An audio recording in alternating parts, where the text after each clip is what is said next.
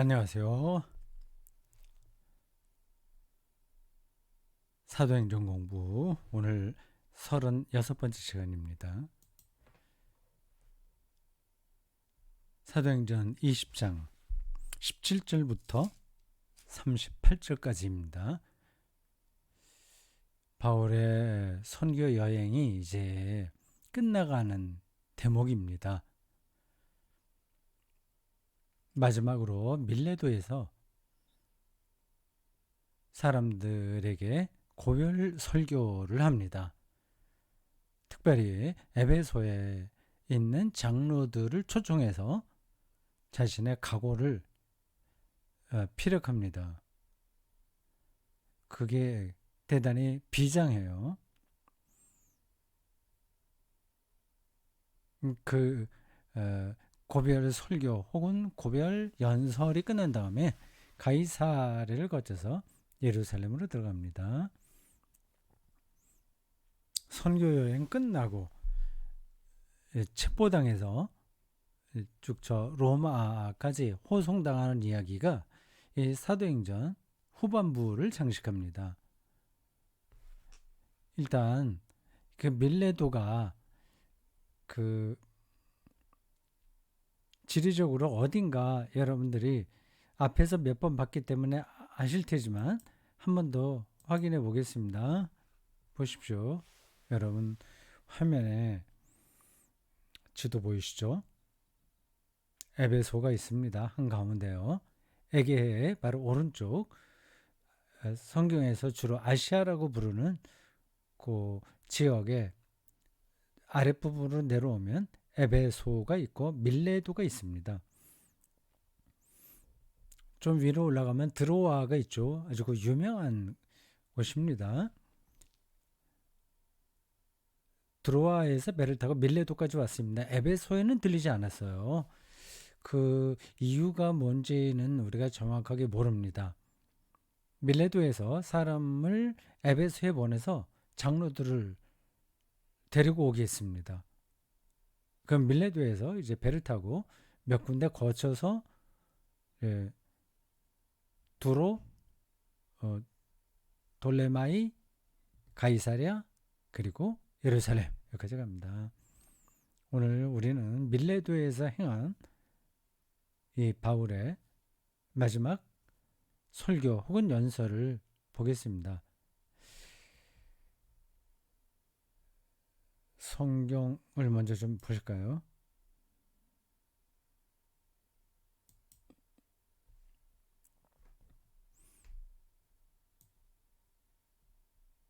화면을 잠시 정리하겠습니다. 제 모니터에 몇 개의 파일이 펼쳐져 있어요. 성경을 열었습니다. 사도행전 20장 17절부터 쭉 나오죠. 38절까지입니다. 일단 제가 본문을 읽겠습니다. 바울이 밀레도에서 아까 지도 보셨죠. 사람을 에베소로 보내어 교회 장로들을 청하니 3차 선교 여행에서 거점 도시를 하나 꼽는다면 에베소입니다. 에베소요. 2차 선교 여행의 마지막 단락에 나왔다가 3차에 들어서는 많이 나옵니다. 요 고별 설교하는 것도 밀레도이긴 하지만 주로 에베소 장로들이 중요한 대상입니다. 장로들을 청하니 여기서 교회 장로라고 하는 건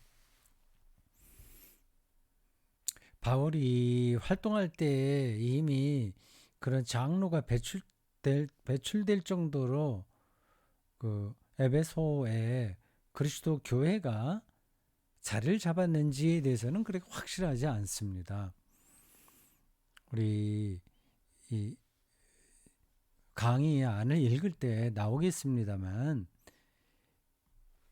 이 사도행전은 바울의 활동을 다루고 있긴 하지만 그 바울이 활동할 때 이야기를 누가 옆에서 그대로 적은 게 아니고 그리고 바울 스스로 제가 구술에서 한 글도 아니고 누가라고 하는 사람이 나중에 교회 구전과 또 몇몇 그 문서 구전들을 종합해서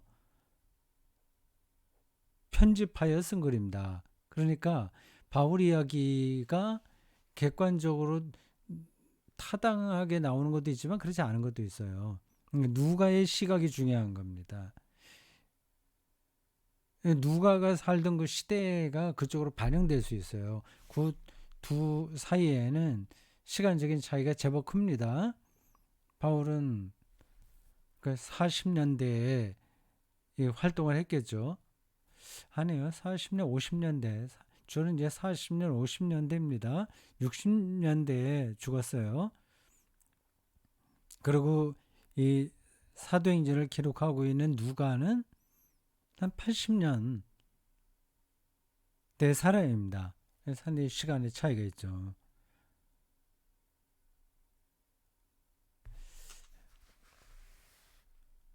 18절입니다. 그 교회 장로라는 게 아마 누가가 활동할 때에 어느 정도 자리를 잡은 그리스도 교회를 배경으로 하는 말로 들려요. 아니면 유대교회에도 장로가 있을 테니까 그 장로들 중에서 일부가 그리스도인이 된 거일 수도 있고요. 그는 100% 정확하게 알 수가 없습니다. 어쨌든 이 그 바울의 복음에 영향을 받았거나 아니면 바울의 활동을 호의적으로 생각하는 사람들, 그리고 바울과 상당한 그 관계를 가졌던 사람들로 보입니다. 굳이 이제 에베소에서 밀레도로 오라고 불렀어요. 18절 오매 그들이 말하되 아시아에 들어온 첫날부터 지금까지 내가 항상 여러분 가운데에서 어떻게 행하였는지를 여러분도 아는 바니 상당히 오랫동안 이 에베소 장로들과 이 관계를 맺었던 것 같습니다. 그건 뭐 어떤 관계인지는 우리가 전혀 모르죠. 근데 처음부터 그걸 잘 안다고 하는 거 보니까 오래된 관계로 보여요. 19절 곧 모든 겸손과 눈물이며 유대인의 관계로 말미암아 당한 시험을 참고 주를 섬긴 것과 실제로 바울은 어려움을 많이 당했습니다. 유대인들에게도 많이 받았고 비교적 로마 사람들에게는 많이 안 받은 것 같아요. 로마 시민권을 가진 사람이라서 로마 관리들이 바울을 함부로 대하지 못했던 것 같습니다. 이후로 이제 그 가이사랴와 예루살렘에 들어갔을 때 벌어진 일련의 과정을 본다면 로마 관리들은 오히려 바울을 우호적으로 대했습니다. 그것은 바울만이 아니라 초기 그리스도교회에 나타났던 일반적인 현상입니다. 우리는 로마가 이 그리스도인을 크게 박해한 거로 알잖아요. 박해한 거 맞습니다. 근데 늘 그런 거는 아니에요. 특별한 몇몇 황제가 이런저런 이유로 그리스도인들을 정치적으로 이용하기 위해서 그렇게 박해한 건 분명하지만 모든 황제가 그렇게 하지는 않았습니다. 여러분들이 로마 제국에 대해서 저도 잘 모릅니다만은 그것에 관한 책은 많아요. 근데 그렇게 몰상식한 제국이 아닙니다. 그 식민지를 많이 이렇게 통치하려면 그 당근도 줘야 돼요. 채찍만 갖고 되지 않습니다. 그러니까 톨러랑스가 중요해요. 관용 정신으로 그들을 이렇게 뭐라 그래요? 회유하는 거죠. 그리고 제국에 있는 많은 문화적인 요소들 이런 것들은 좀 매력적입니다. 그리고 그 관리들이 영 형편없는 사람들은 아니에요. 그러니까 경우에 따라서 다르다. 그래서 생각하시면 됩니다. 그러니까 그리스도 교회와 로마 제국과는 불가근, 불가원 뭐 그런 관계라고 할 수 있습니다. 제국이 뭐 그것까지는 제가 자꾸 말씀드리지 않겠습니다. 제국으로 본디오 빌라도에게 고난을 받아서 십자가에 달려 돌아가시고라고 하는 그 사도신경 그 구절이 계속 살아남았다는 것은 그리스도교가 로마 제국에 대해서 늘 경계했다는 표시이고요. 그리고 4세기에 이제 인가를 받고, 그러니까 종교 자유를 이제 그리스도인이 받고 그 4세기 후반에 가서 국교가 된 다음부터는 로마 제국과 누이 좋고 매부 좋고 하는 그런 관계로 가게 됐습니다. 근데 그게 그렇게 간단한 문제는 아니에요. 어떤 교회 역사학자들은 그리스도교가 그 로마의 국교가 되면서부터 뭐 그런 조짐은 그 이전부터 있었습니다만, 그리고 황제가 늘 종교심이 있어서가 아니라 정치적인 이유로 기독교를 그렇게 받아들였는데, 어쨌든 그러한 과정을 통해서 나사렛 예수의 갈릴리 복음이 어용화됐다 이렇게 비판합니다. 그런 부분들이 없지 않아 있긴 있는데 꼭 그렇지만은 않아요. 그리스도교가 역사를 통해서 여러 가지로 좀 좋지 못한 일들을 많이 행하기도 하고 본질을 잊어버린 적도 있긴 있지만 또 새로운 시도들은 끊임없었습니다. 하여튼 그 관계는 그렇게 한두 마디로 딱 끊을 수는 없다. 그리스도교와 로마 제국과의 관계는 그렇다 보시길 바라고요. 사도행전에서는 비교적 로마 관리들을 객관적인 인물로 평가합니다. 그들이 있기 때문에 유대인들의 이 박해를 어느 정도 버텨낼 수 있었던 것으로 사도행전이 기록됩니다. 어려움은 많이 당했어요. 그건 바울이 직접 쓴 편지에 여러 번 나왔습니다. 20절 유익한 것은 무엇이든지 공중 앞에서나 각 집에서나 거리낌 없이 여러분에게 전하여 가르치고, 설교라기보다도 연설에 가깝네요. 제가 제목을 처음에는 연설이라고 했다가 다시 또 설교로 바꿨는데 설교라기보다는 연설에 가깝네요. 근데 이런 사람의 말은 설교와 연설을 딱 구분할 수는 없죠. 자기가 당당하게 복음을 전했다고 하는 겁니다. 21절 유대인과 헬라인에게 하나님에 대한 회개와 우리 주 예수 그리스도에 대한 믿음을 증언한 것과, 하나님과 예수 그리스도, 여기 둘이 핵심이죠. 물론 삼위일체까지 얘기한다면 성령이지만 성령은 바탕에 깔려 있는 거고요. 하나님과 예수 그리스도예요. 이 그리스도교의 처음에 그 특성이 유대교와 구별되는데 단초는 기독론입니다. 기독론, 크리스톨로지예요. 그리스도를 누구로 보느냐에 대한 입장이 유대교하고 우리하고 달랐던 겁니다. 유대교도 예수를 인정하죠. 그건 선지자로 인정하죠. 랍비이기도 하고요. 근데 우리는 그런 단순히 선지자와 랍비가 아니라 하나님의 아들 그리스도 메시아, 유대인들이 기다렸던 메시아다 이렇게 믿어요. 그리고 예수는 베레 네우스, 참된 하나님 신임에서 베레 호모, 참된 인간이다. 그런 아주 미묘한 그 규정으로 예수 그리스도를 그 신앙의 중심으로 삼은 겁니다. 우리 그리스도인들이 그런 맥락, 예수가 어떻게 그리스도로 고백됐냐? 왜 하나님의 아들이냐? 그 인자냐?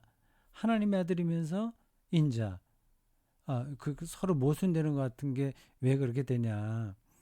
근데 그리고 어떤 과정을 통해서 어, 예수의 본질이 하나님과 다른 게 아니라 동일하다. 그 유명한 호모 우시우스 거기까지 갔냐 하는 그, 그 역사적 배경을 어느 정도 아는 게 필요합니다. 예. 보라 이제 나는 성령에 매여 예. 하나님 예수 나오더니 성령이 언급됩니다. 예루살렘으로 가는데 거기서 무슨 일을 당할지 알지 못하노라. 오직 성령이 각 성에서 내게 증언하여 결박과 환난이 나를 기다린다 하시는 이 성령께서 이끄시는 일이라고 하는 거 아닙니까? 이러면 이런 성령이 성령에 매였다, 성령에 사로잡혔다 이런 말을 들으면 좀 어떤 분들은 특별한 경험이네. 그러니까 보통 사람들에게는 가능하지 않은 거네. 그 성령이 천사처럼 그 바울을 이끌어간다고 하는 걸까? 조금 이상하게 좀 느끼죠. 성령이 이끈다고 한단 말이죠. 혹은 또 반대로 악령에 사로잡혔다는 표현도 있지 않습니까?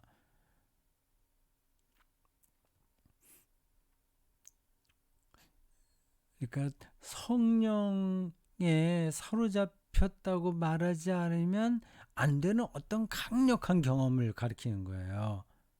그걸 뭐 성령에 매였다고 얘기하지 않고 하나님이 나에게 말씀하셨다 그렇게 말해도 됩니다. 같은 경험이에요. 그 설명이 됐을까요? 그렇게 하면. 예, 24절 내가 달려갈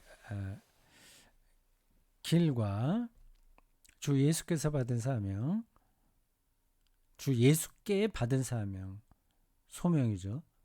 어, 지난주에 설교 제목이 부르심에 합당한 사람이었습니다. 콜링이에요. 그 사명, 소명이에요. 곧 하나님의 은혜의 복음을 증언하려는 이 일을 마치려 하면은 나의 생명조차도 조금도 귀한 것으로 여기지 아니하노라. 이 표현 꼭 기억해 두십시오. 하나님의 은혜의 복음.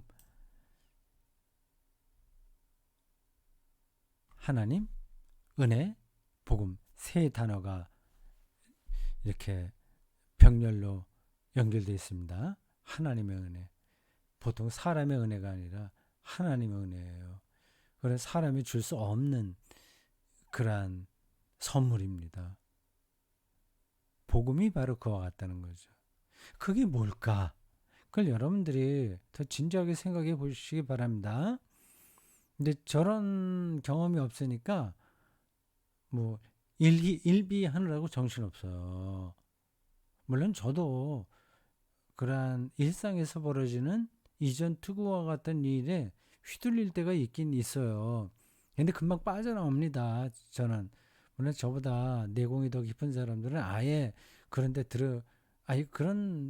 들어가지 않겠지만 저같이 평범한 사람들은 거기 휘둘리게 돼요. 세상 이래 기분 나쁜 소리 듣거나 뭐 또 좀 오해받거나 하면 뭐 좀 기분이 언짢죠. 그래서 그걸로 또 다른 예, 그 일에 영향도 끼치고 뭐 책 읽는데 집중도 안 되고 뭐 기분도 좀 그렇고 그렇지 않습니까? 보통 사람들 그래요. 근데 그 하나님의 은혜의 복음을 알면 거기서 빠져나오죠. 아주 빨리 빠져나오는 사람이 있고 아주 늦은 사람이 있고 아예 잘 안 되는 사람이 있습니다. 그리스도인들 중에서도요. 하나님의 은혜의 복음, 그 은혜가 복음이라고 하는 겁니다. 근데 정말 값진 거를 받았으니까 다른 것들은 별로 중요하지 않은 거죠. 뭐 어떤 비유로 말씀을 드려야 될까요?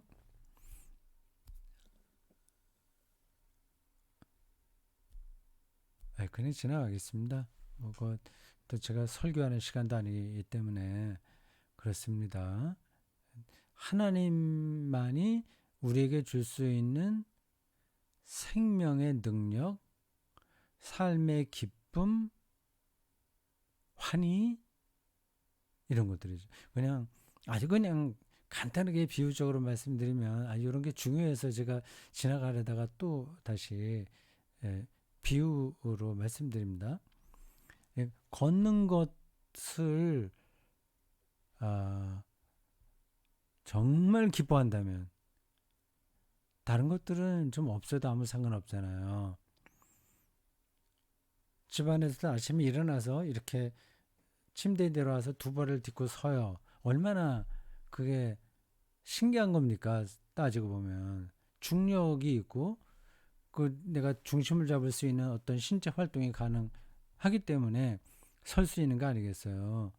그거 만약에 한 1년 동안 병 들어서 반신불수 그런 어떤 뇌졸중 그런 걸로 침대에서 일어나지 못하던 사람이 어느 날 아침에 이렇게 정신 딱 차리고 침대에서 내려와서 걸었다고 생각해 보십시오. 얼마나 기쁠지.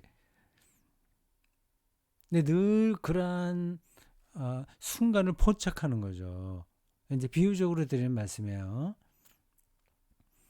하나님의 은혜는 그와 같은 겁니다. 나를 구원하셨다. 나를 사랑하신다. 하나님이 나를 사랑하시는 증거를 내가 일상에서 느껴야 그래야지 실감하는 거죠. 안 그렇습니까? 저 문제만 해결되면 다른 건 아주 작은 거죠. 다른 건 다 양보해도 되죠. 1년 동안 누워있다가 이제 걷게 된 사람은 누가 섭섭한 이야기 한다고 하더라도 그게 섭섭해지지 않은 거예요. 그렇지 않습니까? 근데 어떻게 사람이 늘 그렇게 살 수 있냐. 근데 그렇게 살도록 자기를 수행해야 됩니다. 그리스도인의 삶이 그런 과정인 거죠. 다시 또 설교처럼 말씀드려서 미안합니다. 이걸 이제 증언하려는 일을 마치라 할 때 이제 생명조차도 귀한 것으로 여기지 않는다. 참, 요즘에 설교자들, 목사들은 참 이런 점에서 부끄럽습니다. 저도 마찬가지고요. 하나님의 은혜의 복음을 아주 강렬하게 경험하지 못하기 때문에 교회 안에서 이런저런 일들이 벌어지지 않습니까? 거기에 이제 목사가 가장 큰 걸림돌이 되기도 합니다. 쉽지가 않아요. 보라, 내가 여러분 중에 왕래하며 하나님의 나라를 전파했으나, 하나님의 나라가 나오네요. 바실레아 투데우, 예수 그리스도가 선포한 하나님의 나라를 전파했으나 이제는 여러분이 다 내 얼굴을 보지 못할 줄을 아노라. 이제 떠나는 것만이 아니라 예루살렘에 들어가게 되면 어떤 어려운 일이 일어날지를 예감했을 거고, 아니면 그 비슷한 이야기겠죠. 제가 죽을지 모른다는 생각을 한 것 같습니다. 그러므로 오늘 여러분에게 증언하거니와 모든 사람의 피에 대하여 내가 깨끗하니, 갑자기 피가 이야기가 나오죠. 그 당시에 어떤 일이 있었던 것 같습니다. 그게 바울 시대에 있었는지 아니면 누가 시대에 있었는지 모르겠어요. 이단 논쟁이었는지, 어떤 사람이 배교함으로써 어떤 교회 안에서 불성사가 일어났는지 모르겠어요. 그건 또 연구해 보면 어느 정도는 알 수 있겠는데 지금 제가 그걸 말씀드릴 형편은 되지 않습니다. 피에 대하여 그건 죽음이잖아요. 아주 끔찍한 일이 벌어진 것 같아요. 이는 내가 꺼리지 않고 하나님의 뜻을 다 여러분에게 전하였습니다. 여러분은 자기를 위하여 또는 온 양떼를 위하여, 이건 이제 목회자의 자세를 얘기하는 건데, 그러니까 에베소에 장로들이 왔으니까 이렇게 얘기를 하는 겁니다. 양떼를 위하여 삼가라. 좀 조심해라. 성령이 그들 가운데 여러분을 감독자로 삼고 하나님이 자기 피로 사신 교회를 보살피게 하셨느니라. 이런 표현들은 상당히 세월이 흘러서 교회가 어느 정도 자리를 잡을 때로 보입니다. 바울 당시에는 이렇게까지는 교회가 성장하지 못했을 겁니다. 감독자는 감독이잖아요. 그거는 상당히 후대의 이야기예요. 교회를 보살피겠다. 제가 헬라어 성경을 못 봤는데 이 교회가 어떤 단어로 나왔을까요? 에클레시아일 텐데 에클레시아라고는 이름으로 이 예수를 따르던 성만찬 공동체, 재림 공동체를 부르게 된 거는 초기는 아닙니다. 에클레시아일 거예요. 이 교회가 이거는 모이는 회중을 가리켜요. 이 영주가 어떤 중요한 일 때문에 대표자들을 소집하는 그 행위 자체, 그리고 모이는 상황, 모이는 상태, 그거를 이제 에클레시아라고 부르는데 그 에클레시아라고 하는 정치 용어, 사회적인 용어를 교회가 자기들을 설명하는데 그걸로 그걸로 삼은 겁니다. 자기들의 본질이 바로 모임이다. 내가 떠난 후에 사나운 이리가 여러분에게 들어와서 그 양떼를 아끼지 아니하며 아마 이단인 것 같아요. 사나운 일이 그 강독 강의 안에 있을 텐데 그 뭐예요? 영지주의를 가리킨다고 합니다. 성서 신학자들이 그렇게 설명하는데 우리는 뭐 그냥 읽어서는 전혀 그게 들어오지 않죠. 양떼를 아끼지 않으면 잘못 가르치는 거죠. 영지주의. 그건 초기 그리스도교의 아주 큰 세력이었습니다. 만약에 초기 그리스도교가 이 영지주의와의 대결에서 졌다면 지금의 그리스도교가 나타나지 않았을 겁니다. 근데 그게 아주 작은 모임이 아니라 상당히 큰 세력이었어서 그 투쟁이 쉽지가 않았어요. 그리고 한 번이 아니라 그 영지주의를 배척하긴 했으나 이단으로 몰아서 내보내긴 했지만 그렇다고 해서 영지주의 사상이 교회에서 깔끔하게 사라진 건 아닙니다. 그건 대단히 매력적인 가르침이기 때문에 그리고 신플라토니즘에 근거하는 그 당시 시대 사조와 맞물려서 교회 안에 오랫동안 머물렀습니다. 영적인 영지 노스티시즘이라고 하거든요. 아주 영적인 지식을 얘기하는 거예요. 비밀스러운 미르적인 미르 종교 형태가 될 수도 있었던 거예요. 근데 그리스도교의 초기 교부들은 그렇게 하지 않고 미래적이고 영적인 지식, 깨달음 그런 거만 강조하게 되면 보편적 인식론은 자리가 서지 못하는 거잖아요. 기도 많이 하고 성경 많이 읽으면 깨달음이 와서 뭐 어떤 걸 이룰 수 있어 이런 식인 겁니다. 쉽게 말해서 한국 교회가 그런 경향이 강해요. 근데 그리스도교 초기 지도자들은 그걸 선택하지 않았습니다. 당당하게 이 사회의 보편적 학문들과 대화했어요. 그게 철학입니다. 초기 그리스도교는 아주 철학적이었어요.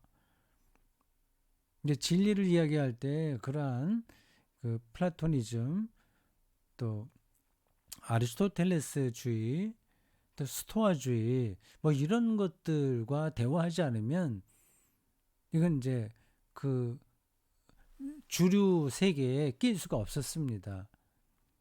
근데 영지 쪽으로만 나가게 되면 말하기는 편한 거예요. 예수 그리스도에 대한 믿음 이거는 개인적으로 기도하고 하면은 우리가 어떤 영감을 얻어서 계시받아서 우리가 깨달을 수 있어. 이 식으로 하면 뭐 플라톤이 무슨 얘기하든지 뭐 제논 뭐 하여튼 그러한 스토아 철학이 뭐를 얘기하든지 그 뭐 아무 상관없이 우리끼리 뭘 할 수 있는 거죠. 그 길을 선택하지 않았습니다. 초기 그리스도교는.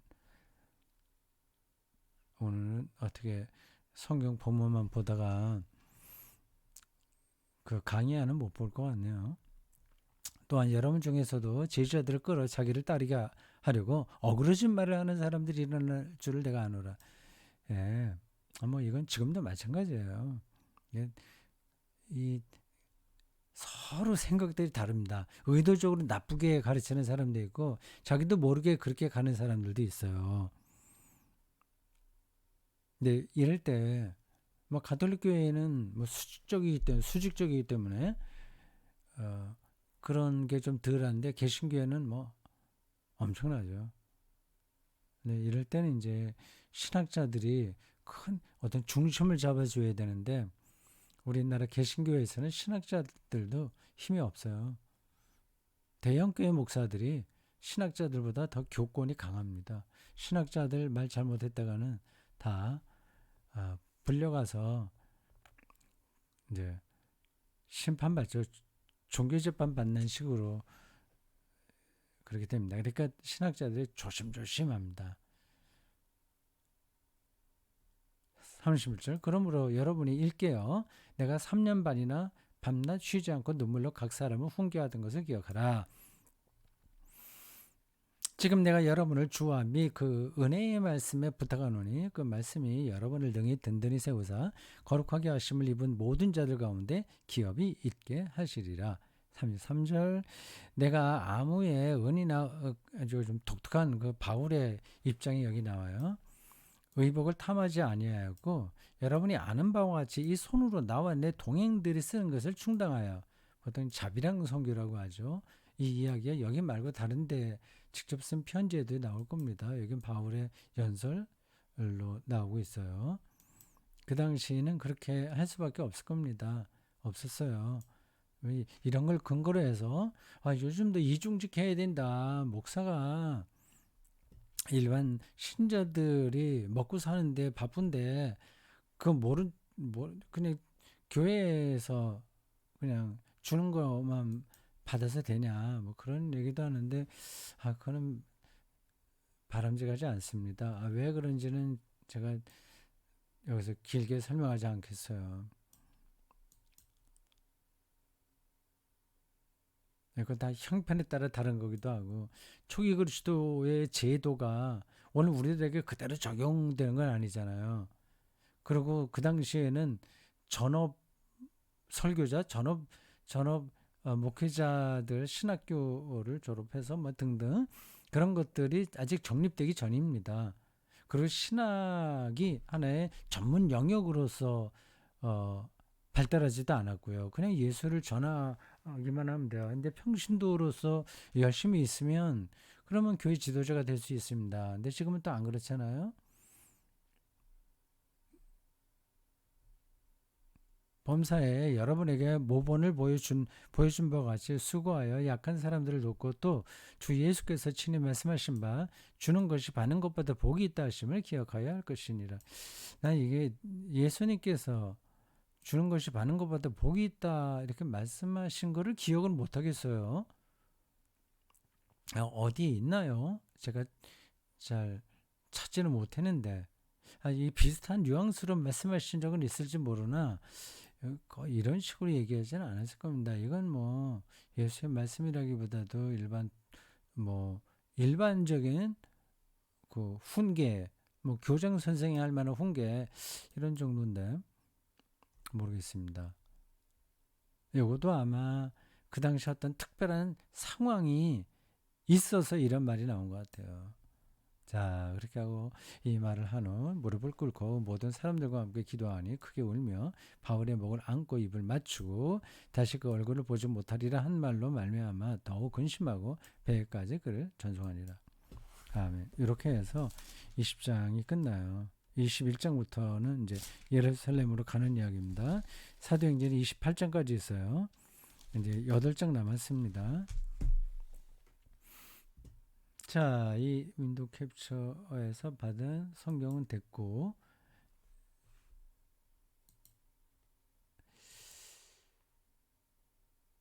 강연입니다. 바울의 고별 설교, 고별 연설이라고도 해도 좋아요. 그 성령의 지시 이런 말이 나왔죠. 제가 일일이 쭉 읽지 않겠습니다. 여러분들이 다 읽어보십시오. 성령께서 이끌으셨다. 여러분들도 이런 경험이 있으면 좋겠어요. 근데 이런 것들은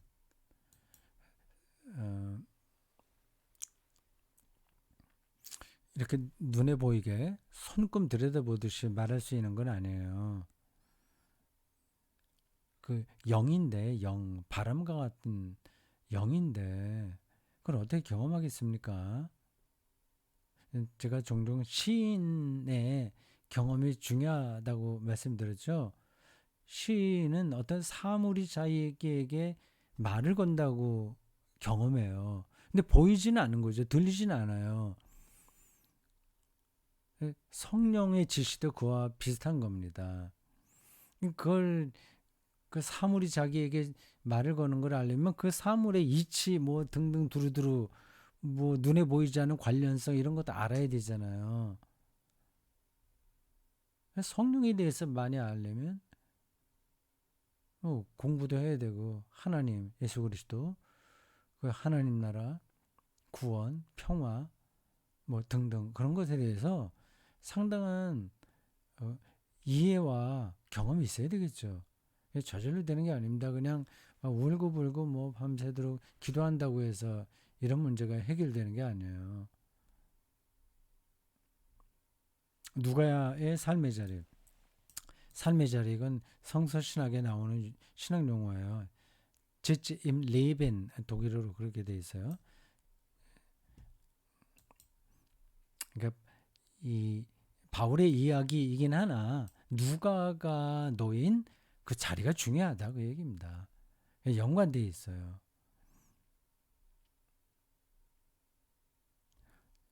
예수의 경고 주는 것이 받는 것보다 복이 있다는 표현 이건 아까 말씀드린 대로 예수님께서 말씀하셨을 만한 건 아닌데 해서 잠깐 언급했습니다. 여러분들이 그냥 강연을 읽어보시기 바랍니다. 마지막 패러그래프입니다. 고별 설교가 끝난 후 바울은 그들과 함께 무릎을 꿇고 기도했다. 그들은 많이 울었으며 구약 성서 형식에 따라서 서로 목을 끌어안고 입을 맞추었다. 다시 그 얼굴을 보지 못하리라는 표현은 25절의 반복이다. 유명한 그 성서 신학자 디벨리우스에 의하면 이런 표현은 이 사실에 반박될 수 없다는 게 확실할 때만 강조해서 반복된다. 즉, 이 구절은 바울이 죽었다는 걸 암시한다는 것이다. 누가는 이미 누가가 죽은 다음에 글을 쓴 거예요. 그가 어디서 어떤 이유로 죽었는지는 아무런 단서가 없다. 이런 방식으로 초기 기독교는 진행되고 누가 같은 글 쓰는 사람들에 의해서 해석되었다. 자, 됐습니다. 오늘 여기까지 하겠습니다. 자, 기도하겠습니다. 하나님, 며칠 전 서울 이태원에서 그 음측한 참사가 일어나서 수백 명의 청년들이 희생당했습니다. 할 말을 저희들이 잃었습니다. 앞으로 살아갈 날이 창창한 그들의 인생을 이렇게 접었습니다. 참 이게 꿈인지 생신지 알 수도 없습니다. 그들의 불쌍한 영혼을 하나님께서 품어주십시오. 그 부모들, 형제들, 그리고 친구들 이 큰 충격을 받고 있는데 하나님께서 위로해 주십시오. 오늘 저희들에게 주신 말씀을 감사드리며 예수님의 이름으로 기도합니다. 아멘. 다음 수요일에 또 뵙겠습니다. 고맙습니다.